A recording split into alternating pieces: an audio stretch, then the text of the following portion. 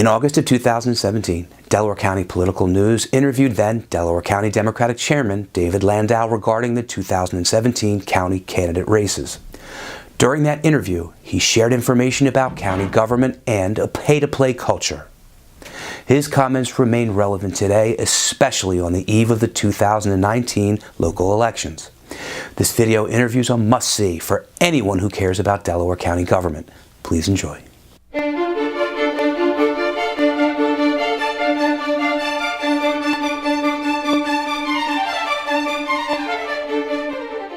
Welcome to Delaware County Political News. This is Larry DeMarco, your host.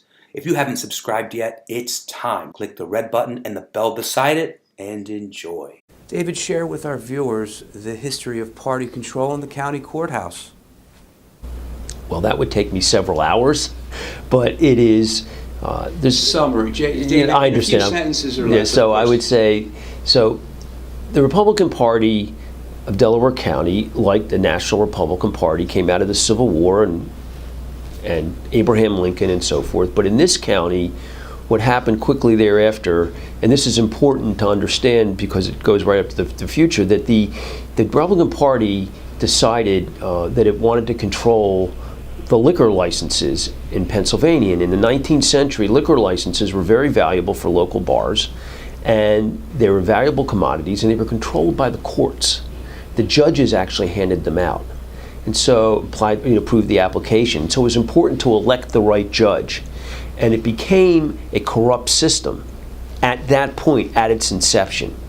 And then that spread out to other industries and other types of things involving permits to do different kinds of work, and a party boss system sprung up, which was handed down and largely created in the early part of the 20th century by a guy named McClure, who became a state senator, who went to jail during Prohibition as a bootlegger, came out and was more powerful than ever before.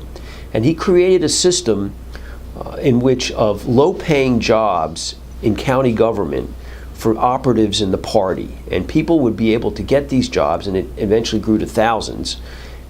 And either their neighbor, their sister, their brother, their son, their nephew, someone would have a job, and their job, and because they had a job, they had to serve the party and make sure people came out to vote for the right candidates.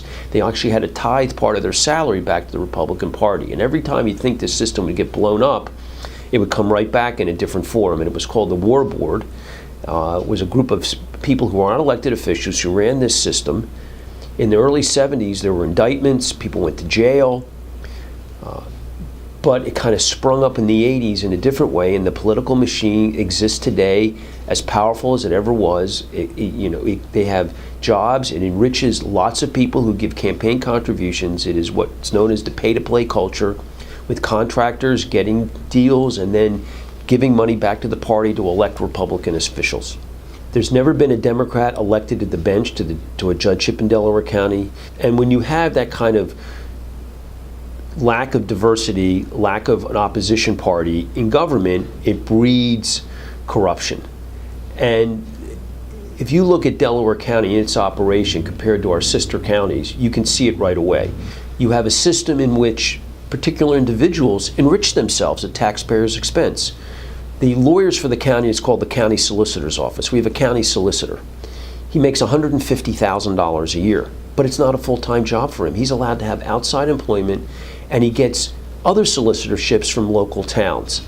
But that's not bad enough. You have a number of lawyers who work for the county do a good job, and I have to be fair here that they run abuse orders and other things for the courts. There's a small group of them. But we have 21 or 22 lawyers who work for the county. And you can look at it. My counterpart, the Republican Party chairman, served on county council for 8 years. He got a salary, he's in the pension system, gets health care. When he came out of that system, the district attorney's office created a job for him at the same salary, about $50,000 a year, so he could continue building up his pension health care. It was a patronage job, he didn't have to do anything for it. Then he left that. Now he's a deputy county solicitor. He also is the managing partner of a very large Philadelphia area law firm's media office. So he has a full-time job, but we're paying him $56,000 a year. Why? And if you add all of that up, we pay these lawyers over $1 million a year. And if you look at the contributors to the party, it's all of those lawyers. And so this is what this system is wrought. It's basically taking money out of our pockets to feed the political machine. It's the most inefficient way to run a county government, and that's why we pay a higher percentage of taxes than any other of our surrounding counties. Now let's talk about the Democratic Party. I know you have one employee, Shelley Raymond, the executive director, but do you have any other employees? No. And is there any of the other party members that get paid anything except maybe a solicitorship? No. No one gets anything from Delaware County government, and certainly I don't. Mine's a total volunteer job, as all of our officers are, and we're a volunteer organization. And what is the county budget again? Over $500 million. And how many private contracts come from that? Oh, tens of millions of dollars. I mean, if, like, for example, in school districts, building school buildings and renovating school buildings, tens of millions of dollars. And they hand out tens of millions of dollars in contracts. In addition, the county government is another example. Federal community development block grants to underserved areas for economic development and other projects.